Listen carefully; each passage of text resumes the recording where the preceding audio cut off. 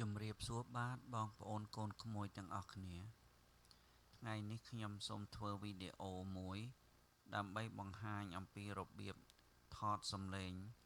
ចេញពី mixer ឬឧបករណ៍ផ្សេងចូលទៅក្នុងកុំព្យូទ័រឬក៏ចូលទៅក្នុងទូរស័ព្ទដៃតើនៅលើ mixer មានរុនបញ្ចេញសំឡេងប៉ុន្មានកន្លែងហើយយើងគួរថតយកសំឡេងចេញពី mixer ទៅក្នុងទូរស័ព្ទដៃឬក៏ទៅកុំព្យូទ័រតាមរុនណាខ្ញុំសូមលើកយកតែ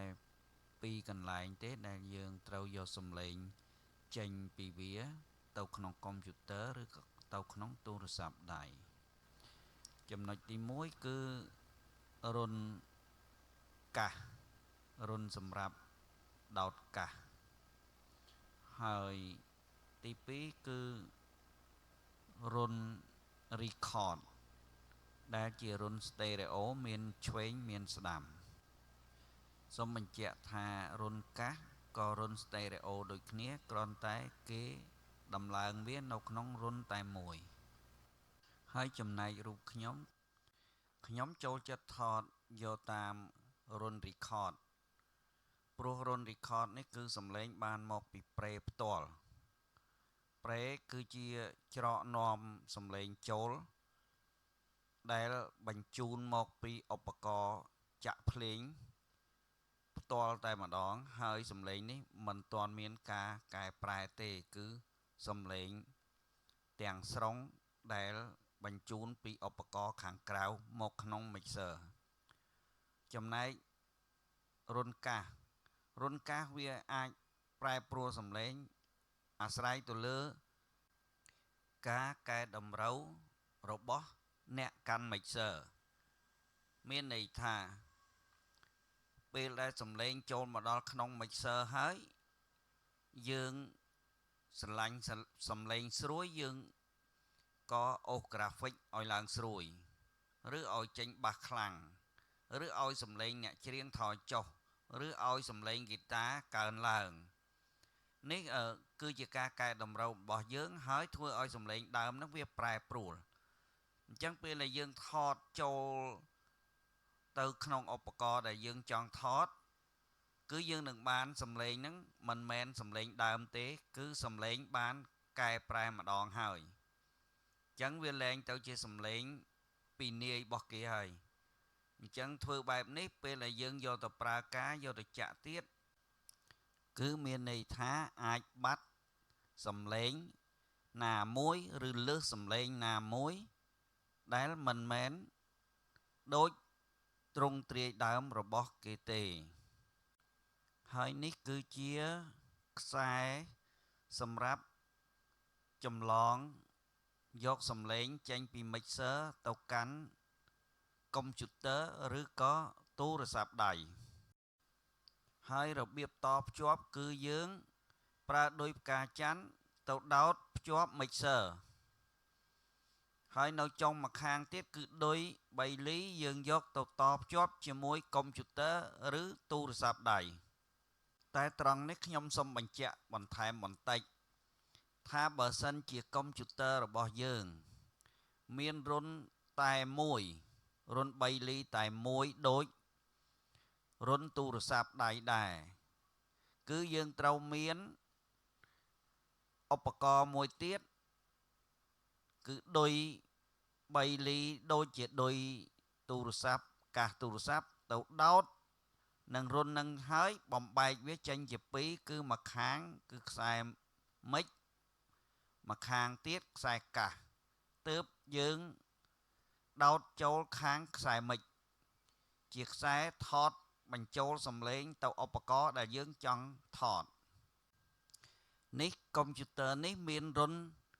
តែមួយដូចជារុនទូរស័ព្ទដៃដែរបើដូចនេះយើងត្រូវមានឌុយមួយទៀតដើម្បីបំបែក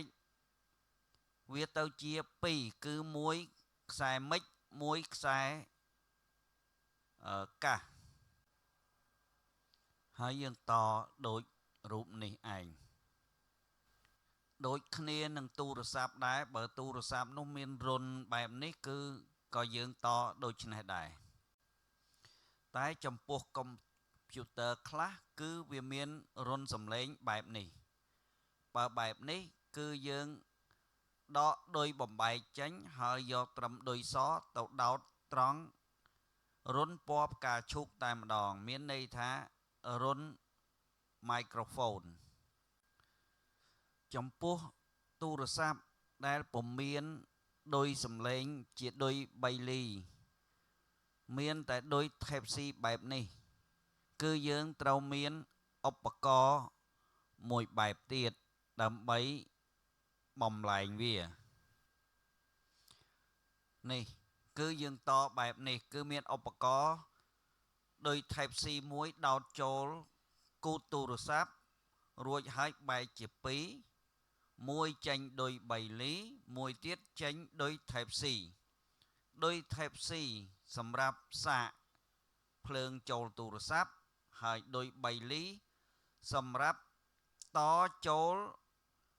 ដោយខ្មៅបន្តនេះបែកចេញក្រហមមួយខ្មៅមួយសម្រាប់យកសំឡេងតាមក្រហមហើយម្ខាងទៀតគឺសម្រាប់ទៅឧបករណ៍ស្ដាប់ខ្ញុំសូមបញ្ជាក់ថាពេលដែលយើងតបានត្រឹមត្រូវហើយយើងដំណើរការភ្លេងរបស់យើងចេញពី mixer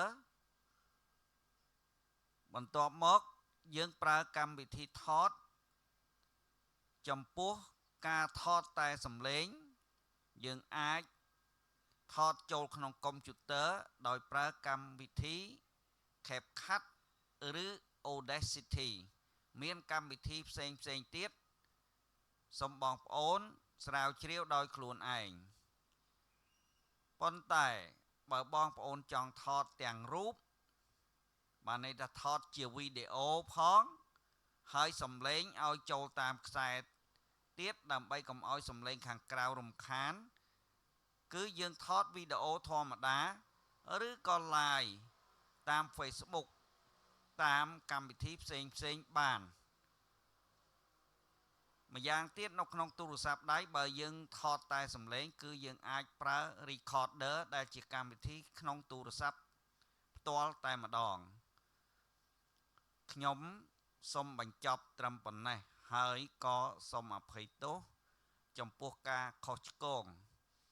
ទាំងឡាយទាំងពាក្យពេចន៍ទាំងបច្ចេកទេសដោយសារនេះគឺជាគំនិតបញ្ញាបុគ្គលខ្ញុំទេមិនមែនជាលក្ខណៈឯកសារជាក់លាក់ដែលជាវិទ្យាសាស្ត្រទេគឺជាការយល់ដឹងផ្ទាល់ខ្លួនដូច្នេះបើសិនជាបងប្អូនណាដែលយល់ថាយកការផ្ដល់ជាគំនិតនេះយកទៅប្រើការបានក៏បងប្អូនយកប៉ុន្តែបើសិនជាការផ្ដល់គំនិតនេះមិនដល់ការយល់ដឹងរបស់បងប្អូនក៏យើងទុកជាមោឃៈចុះហើយសូមអភ័យទោសម្ដងទៀតសូមជូនពរសុខសប្បាយទាំងអស់គ្នាសូមជម្រាបលា